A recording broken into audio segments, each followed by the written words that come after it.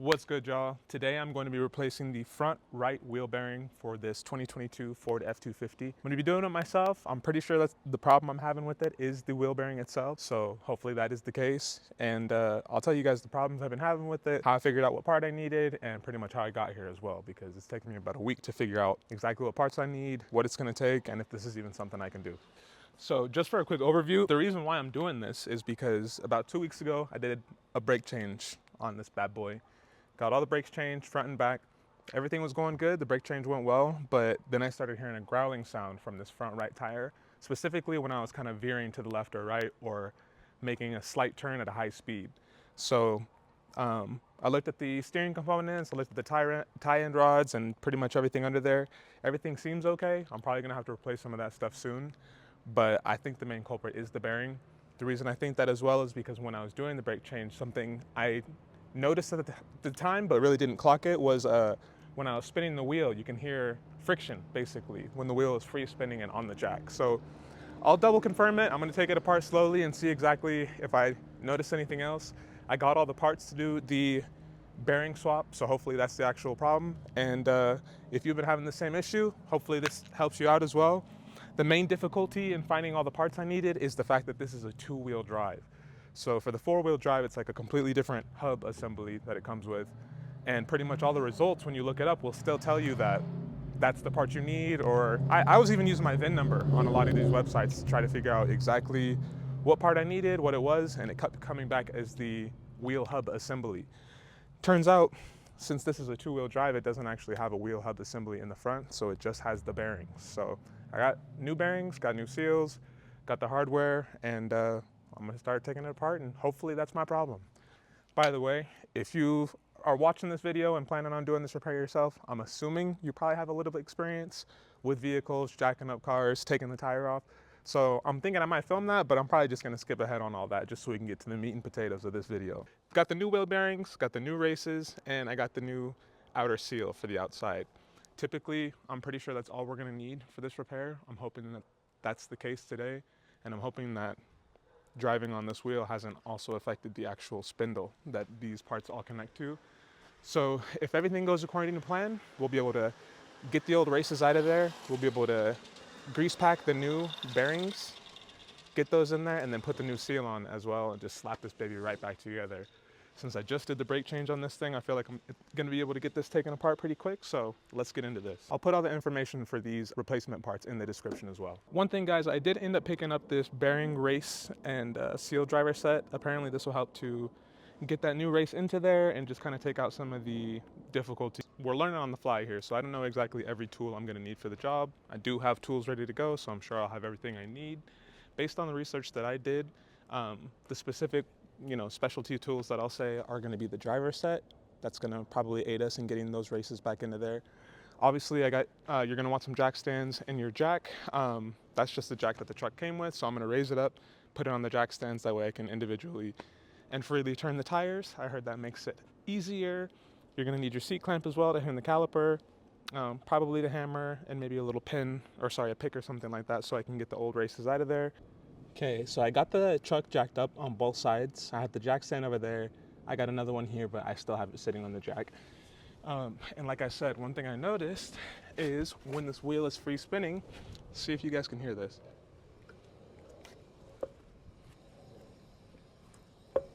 Not the little pop and click. The little pop and click is because I already loosened these up, but if you just hear the friction, doesn't sound too crazy right there, but I think that quiet noise probably is getting louder as the truck is driving and steering. So let's continue. Alrighty, guys, so I got the truck jacked up, got the first tire, well, I got the tire off because I'm only doing this one at the current moment. But to get started, I'm gonna go ahead and take off the long bolts right here for the caliper. So it's this bolt here, and if you can see this bolt here.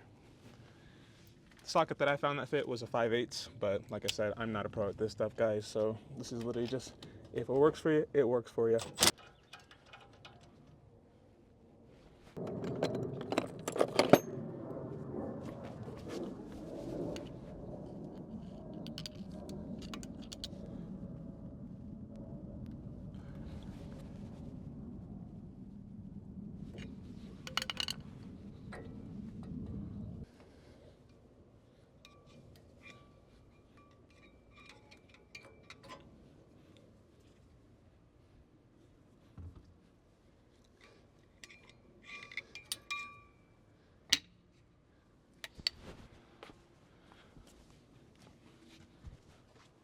But now that we got that bad boy off and hung up on the side beautifully with that C-clamp, we're gonna go ahead and take off this top bolt and this bottom bolt right here to release the caliper. Once we get that caliper off of there, set that to the side, and then I believe we're smooth sailing to go ahead and start taking this wheel bearing apart. And just like that, we've got the caliper off.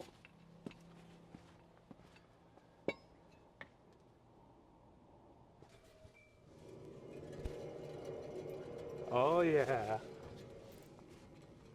And there you have it, guys. We just got the caliper off, and like I imagined, when you spin this wheel, free spinning, grind baby grind. So that definitely confirms my suspicion. I definitely think it's the wheel bearing. Hopefully it hasn't affected the spindle on the inside of here. Let's get this torn down. The next thing is to take a little flathead screwdriver, hit the side of this, and get this bad boy knocked off of here. So let's give it a shot.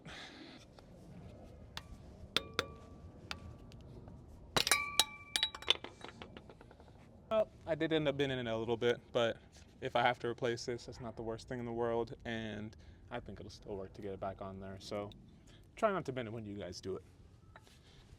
Yep, that wheel bearing is shot. I think I can already see the problem.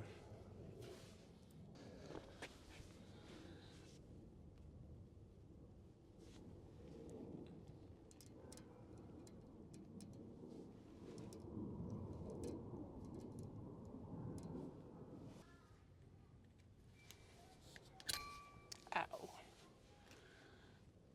Here's our cotter pin.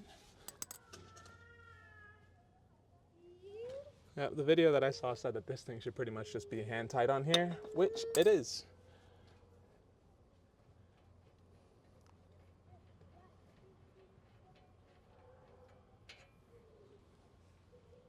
And then there's a washer right here.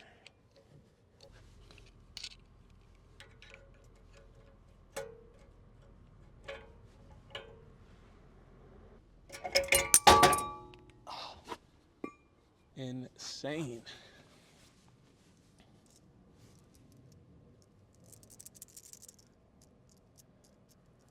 Check this out, y'all. I don't know.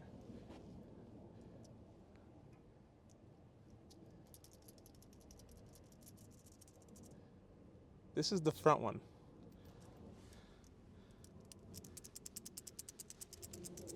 All right, check it out, y'all. This is the back.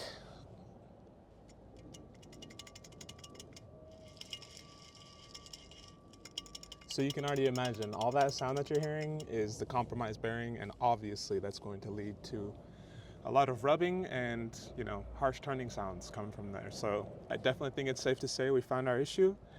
Now we can literally just start taking these old components off of here, getting it cleaned up, and getting it put back together.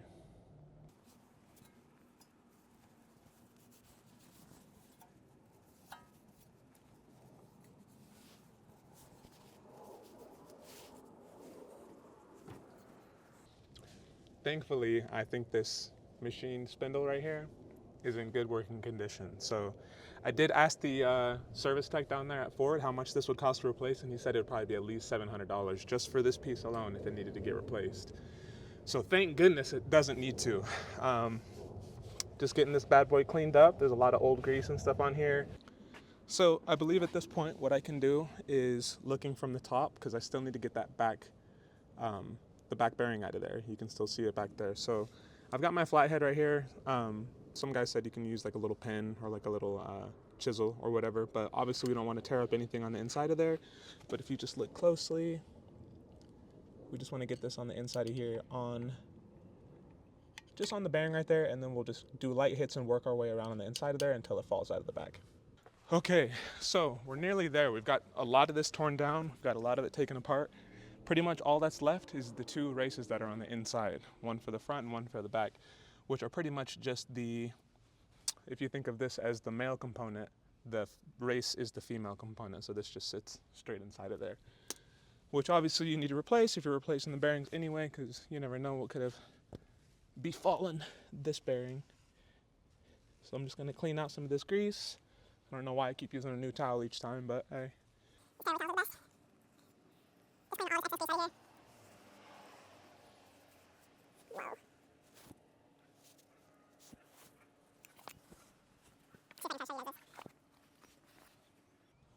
if you can see it, but this little silver, it kind of looks bronze right here.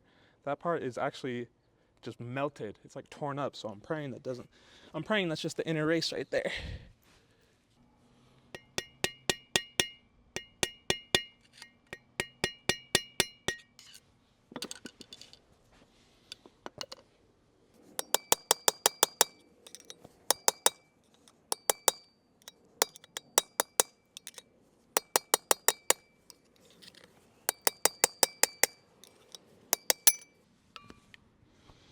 Woo! So we just got the first of the races out. It did take a little gentle persuasion, and I'm guessing that's because these are all burned up in here because of maybe driving this thing longer than I anticipated on these failing races and failing bearings. So this one doesn't look as bad as the other one does, but I'll show you exactly how bad. It's coming.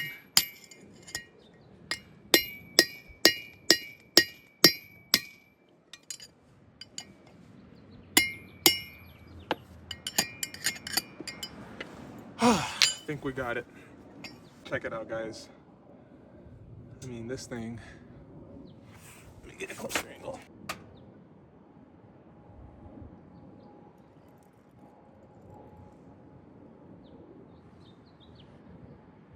This thing had a couple burn spots in it. There was one. Burn spots.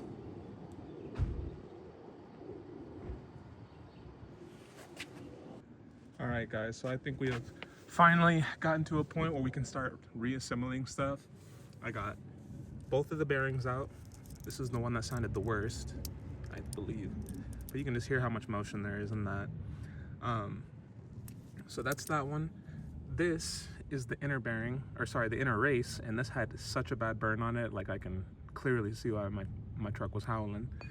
Obviously, the seal, I don't even know if that's bad, but obviously we're gonna replace it. And then this guy, honestly didn't sound too terrible, but obviously we're gonna replace this one as well. And then the other race really wasn't too bad, but out with the old and in with the new. First things first, I'm gonna get this thing cleaned up. Obviously we can see just how this just doesn't look good at all. I'm gonna get this all cleaned out. Then we're gonna get the new bearings packed with some grease and show you the reinstallation process. So as I was mentioning before, I did get this set from O'Reilly just on a loaner basis. This is actually going to assist us in putting the new race in. So I think if this works according to what I think it will, this is gonna be a breeze. Which is this baddie.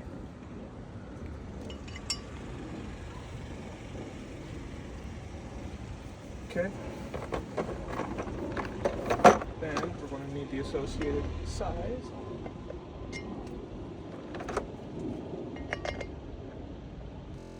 And just like that, my camera had died on me, guys. Unfortunately, I missed out on recording this pretty crucial step in the process. If you guys have been watching the video up to this point, I appreciate you.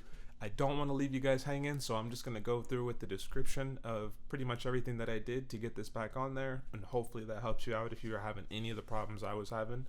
But again, guys, I did my microphones did die, so I wasn't really capturing the description I was giving you guys at the time, and when my video camera cut out, it pretty much just missed a couple steps, but I can explain those to you guys here. So if you go back to the clip where I was about to start hammering on the race for the back of the rotor, that's pretty much the only step that you guys missed. All that happened was I hammered that race on, it pretty much sunk down exactly to where it needed to sit. Once that was done, I knew I was pretty much ready to go. So I hammered the front one on, that way the bearings could both have somewhere to seat cleanly.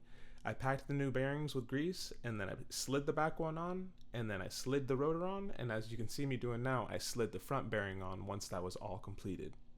Now once that front bearing is on, you're getting pretty close to being done with the repair of the actual bearing itself, and the rest of the steps are essentially just putting the brake calipers back on and really just replacing everything from how you got it. So let's follow up. Okay guys, so for this step in the process, if you do have a torque wrench that reads foot-pounds, you're going to want to use that.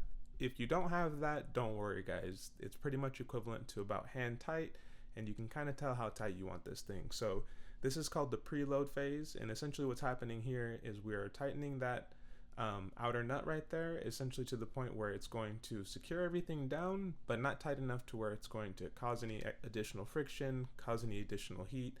As you can see, I'm loosening it a little bit right there. I didn't have a torque wrench at the time, but this repair hasn't given me any issues so far. So guys, once you have that tightened down, if you have a torque wrench, you're going to tighten that to 18 foot-pounds. If you don't have one, just put a hand tight like I said, guys, and after that you're going to want to give it a couple hand spins as you see me doing here. What that's doing is allowing the bearing to seat, and once that bearing has seated properly, you're one step away from being done with this repair.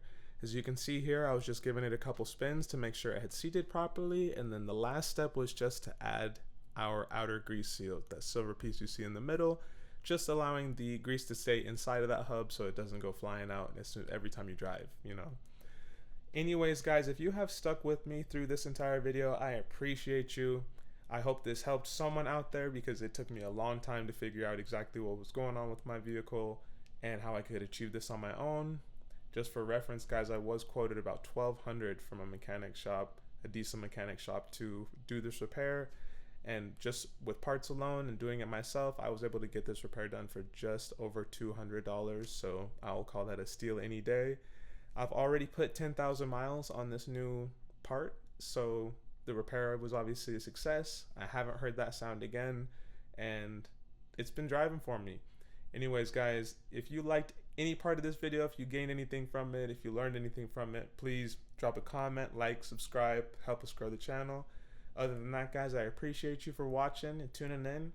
My name is Cohill. I'll catch you on the next one.